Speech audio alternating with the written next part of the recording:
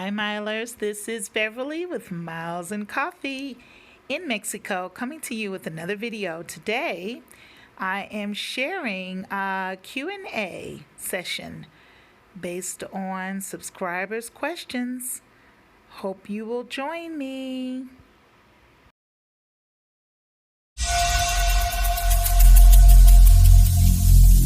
Every single day I'm gonna make something great. That's my way. Every single day I'm gonna make something great. Hello Milers, this is Beverly with Miles and Coffee, and I want to let you see where I am treating myself today. The place where I went to was not open until 5, so I had to decide, do I want to go back home or do I treat myself because I'm still on vacation? And as you can see, I'm able to distance. I'm right by an open window, and this is my first time at La Terrazada. I think that I pronounced that right. Anyway, the terrace restaurant, and I'm just going to do a swirl around so you can see this beautiful place.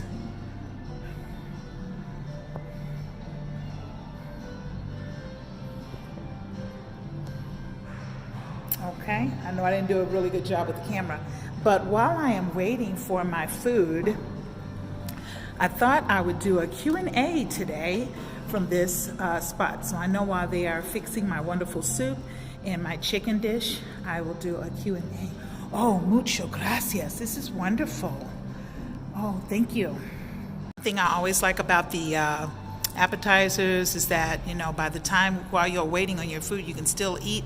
And this is just always complimentary, so I just love their appetizers. Anyway, I have brought my notes, so we're going to do a little bit of a Q&A while I wait on the main dish.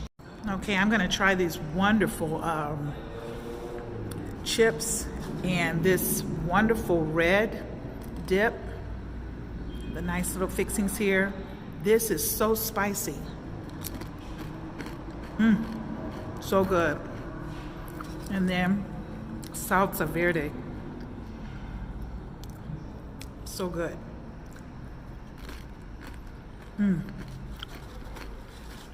Put a little bit on the plate. This one here is just perfect. This one, I really like that. I don't know what they put in it, but it's just spicy enough. And I guess I can just use the bowl since it's just me. I'm being greedy. Okay, let's get to the Q&A. I do have notes here. Oh, first of all, let me give a shout out to Alejandro. I took your advice and I did go to La Postal cafeteria, but it is not open until 5, so I'll be done eating by 5 o'clock, but I'll go there next time. And now that I know where it is, I can put that on my calendar for my birthday, so I'll let you know when I go there. Okay, someone asked one question, and I have my notes. So what I'll do is I'll put these in the, I'll put them so they'll scroll across the screen. Gracias. Well, that's my appetizer. Isn't that wonderful? Pico de gallo. Pico de gallo. Frijoles. Gracias. Perfecto. Gracias. Oh my goodness, I gotta show you my pico. I love pico de gallo. Okay, and then of course, the frijoles, very fresh. Okay, so let's just taste the frijoles while they bring it.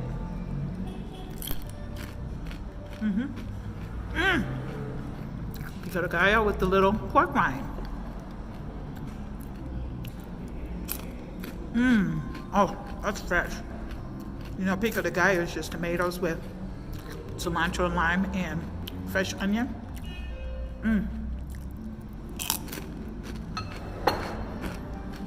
I'm so happy right now.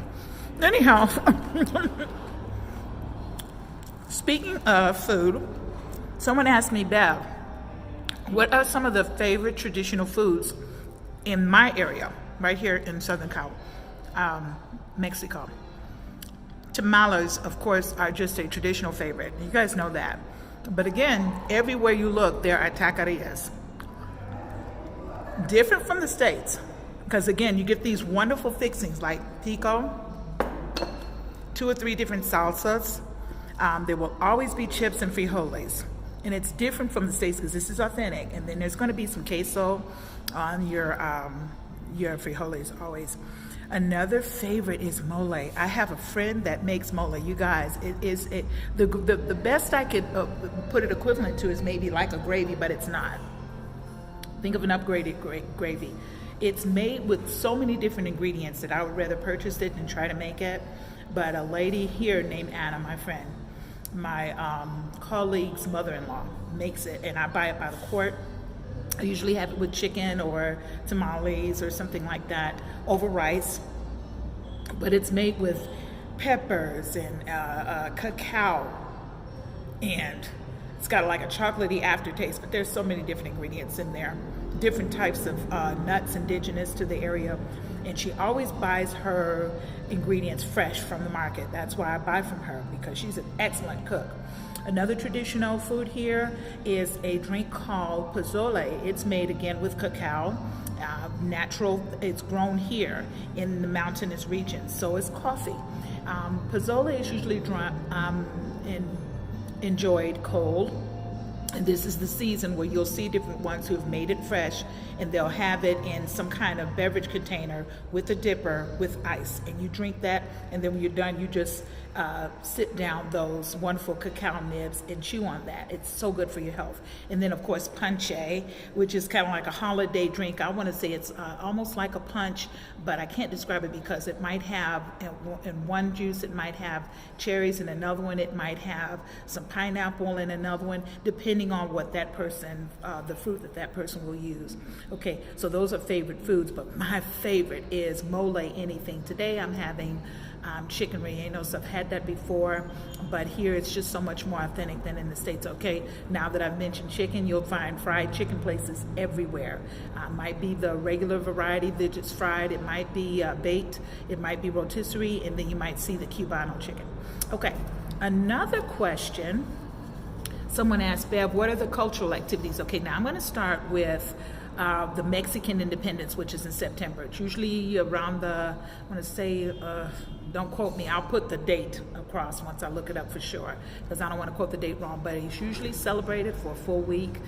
People gather and they celebrate the Mexican Independence, and it is oh my goodness, that is the soup. Thank you. Mucho gracias. That looks so good. Delicioso. Gracias. He is absolutely wonderful. You guys look at that soup.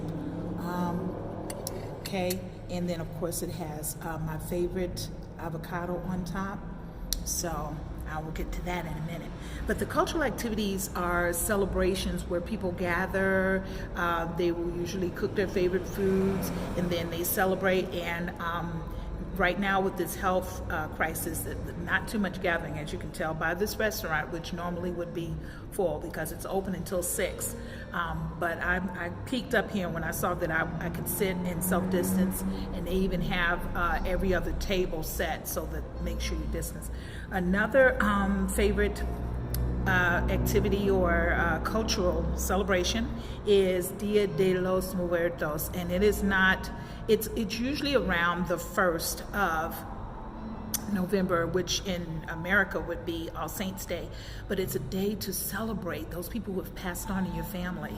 And it's not sad at all. People actually do processionals to their local cemetery, and they'll remember their family members, and then they build altars to have their favorite picture of that person, and their favorite foods will be sitting on the altar, kind of like similar to what you see here. This would be kind of like if this were an altar with my favorite foods, then you would have that sitting out, so that to remember that person by. And then if they had alcohol, you would put their favorite drink or their favorite smoke or whatever.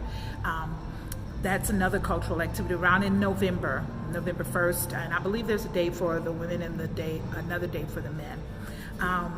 La Posadas is another traditional. It's a Christmas processional. Think of the track that Mary and Joseph made to find a place for her to have the baby Jesus. This is kind of like a reenactment of that, where people gather, and I can't remember how many nights it is. Again, I'll scroll that across the screen, but that is a traditional Christmas festival where you gather from home to home knock, knock, knock, is there room? And one home might say no, the next home might say no, and then the third or fourth home might say, yes, there is room, and you come in, and traditionally, this is where you'll eat. I think everyone brings a dish or whatever, but I've only gone to one, and it was at a school, and even that one, the director there said it wasn't an authentic posada, but it gave me the impression, and even that was a celebration where we went from room to room, and then we celebrated with music and food and gathered, and that was, of course, pre-health scare. So those are just some of the cultural activities that I've been privy to that are very, very traditional, and this is very popular, I should say. So now my last Q&A before I start this wonderful food is, how do I stay warm?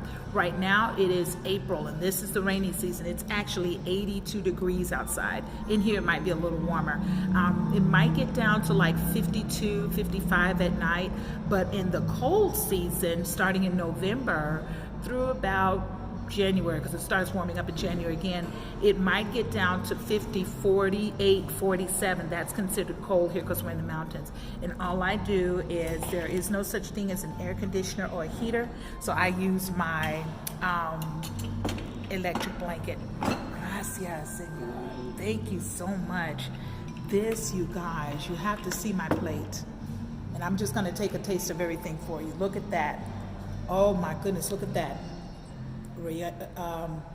Pollo or chicken rellenos with a little bit of ham, a little bit of spaghetti, a little bit of fries, and a little bit of salad with all that wonderful fruit on it.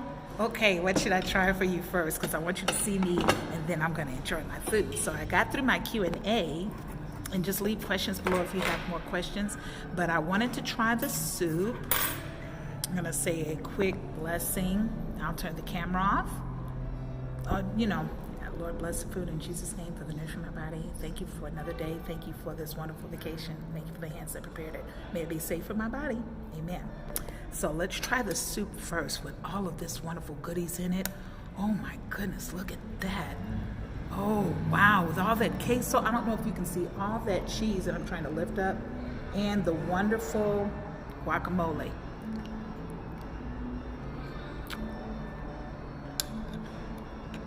Heavenly.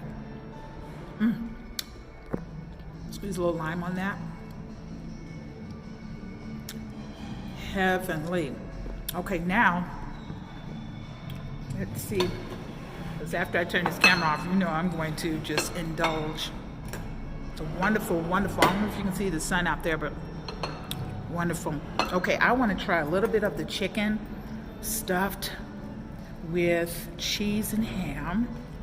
It's fried on the outside. I don't know if you can see that or not.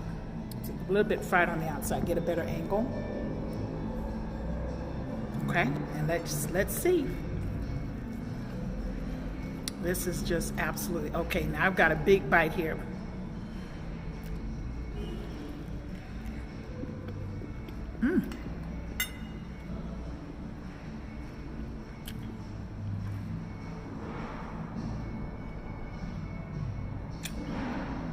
Still hot.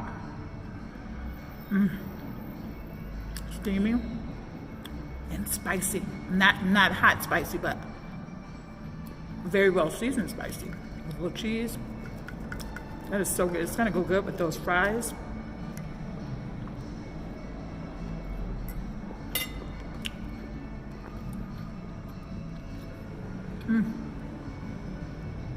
Guess what I'm having for dessert? You guessed it. Coffee. Okay, now, just a tiny bite of this salad with apples and cranberries and strawberries and a little bit of creamy Italian.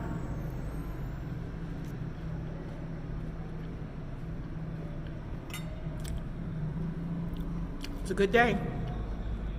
Thank you for joining me today. Take it one day at a time. Keep it simple. And Milers, we'll see you next time. Thank you for joining me. More Q&A coming in the future videos. Bye for now.